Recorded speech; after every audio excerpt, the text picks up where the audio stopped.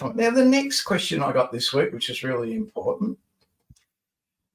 Are there any companies out there that will be happy to organise and pay for training to a person to complete the Certificate 3 in Investigative Services? If so, I'd be happy to complete the Certificate 3 in Investigative Services with the Australian Security Academy at my earliest convenience. Now, prefacing that was, dear Mike, I watch By Curious every week, really enjoy the program. Thanks for informative, blah, blah, blah, blah, blah, blah. Thanks very much for that query. Are there companies that pay for the training for licensed private investigators? Yeah, there are. Lots of them. Now, what they do is they don't randomly pick someone off on a dartboard and go, oh, right, we'll just hit that person's name, we'll put them through a course and they can come and work for us.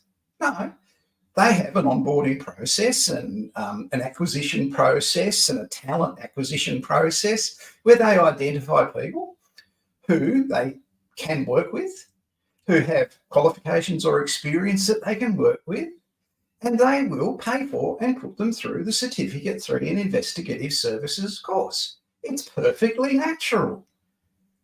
Why wouldn't they? They've got a business that's in a thriving, absolutely thriving industry in Australia. They're going to take up options to develop talent as well. And they want to choose who they do it for. So this isn't a government-funded program, or they get no kickback. They get no support for it. They pay for it out of their own pockets.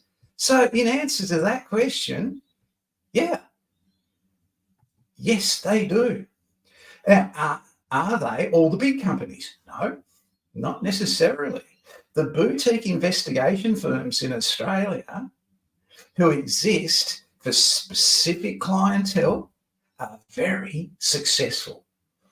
Now, no one's going to tell you this because they want to keep it a secret, right? They have a competitive edge in what they deliver in professional support services.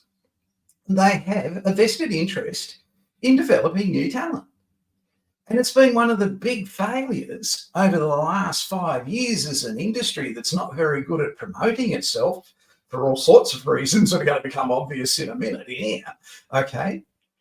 That's what they do to swing it back in their favour. So they put the person through the course, they monitor their progress through the course, they assist the person during that program, they show them their systems and that sort of thing. They don't get any favours, they don't get it any easier run. The student still has to do it because the employer's so busy, they haven't got time to do the course with them or for them. All they do is enrol them in it, pay for it, and encourage them through it. At the end of that, the person can get their license, become a licensed investigator, and work for that firm exclusively. You will not ever be working for any other firm. So they paid for it. You'll be signing an agreement that you'll only work for them for the next 5 years or whatever, because they've invested. If you leave before that time, you pay the course back. That's what they do. It's not all one way. It's not all easy for you, me and hard for them. They've been doing it for 24 years that I'm aware of, doing training and assessment in that qualification here. So keep it in mind, they do. You can apply to places. You can ask them if they do that. That's up to you, right? But if you really want to get ahead, get your foot in the door, get moving, get on this Facebook page, see where the vacancies are, start applying and put yourself forward constantly. It's Friday afternoon, people.